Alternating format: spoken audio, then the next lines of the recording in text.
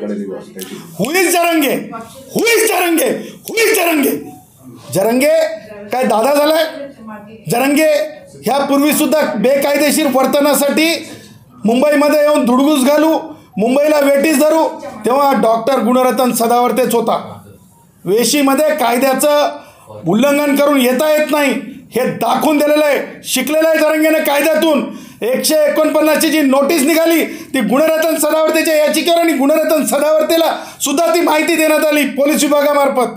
त्यामुळं जरंगेनी स्वतःच्या फ्रस्ट्रेशनमध्ये नैराश्यामुळे शरद पवारांसारखे फुगवतात असं फुगू नये आणि मराठा भावांनी सुद्धा त्यांच्या नादी लागू नये हे मला डंके की चोट पे सांगायचं. पण राज्यपालांची सही झाली त्यानंतरच तुम्ही याचिका दाखल करणार. जर सही होत नसेल तर तुमचा विषय.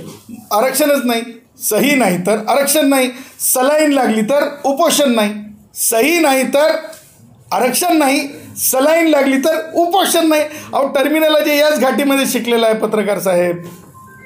आणि आज येण्याचं महत्त्वाचं औचित्य असं आहे की ह्या शहरामध्ये मोठ्या प्रमाणात विकास होत आहे आणि खास करून कलेक्टर ऑफिसची बिल्डिंग जी बांधली जात आहे त्याची जी म्हणजे त्या जी टेंडर प्रोसेस आहे त्या टेंडर प्रोसेसलाच एकच नाही तर एक स्कॅम्प स्वरूप PWDमध्ये चालू आहे. आणि म्हणजे तुम्हाला म्हणजे उच्चांक सांगतो गुन्हेगारीचा.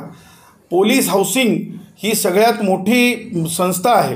त्या संस्थेचे डॉक्युमेंट जे कधी पोलीस हाऊसिंगने सबमिटच केले नाही अशा प्रकारचे सबमिट केल्याचे म्हणजे जे अधिकृत माहिती नसलेल्या बाबी स्वतःच सेल्फ डिक्लेअर्ड करून स्वतःच प्रमाणपत्र तयार करून म्हणजे हायटेक वंडर नावाची एक संस्था आहे.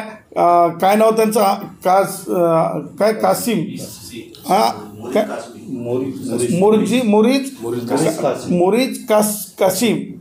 कासमी ह्या लोकांनी ते स्कॅम चालवलेला आहे. आणि म्हणून काल आम्ही पोलीस आयुक्तांना आणि पोलीस स्टेशन वेदांतनगर पोलीस स्टेशनला मी जाऊन तक्रार दाखल केली, म्हणजे माझी तक्रार दाखल झालेली आहे.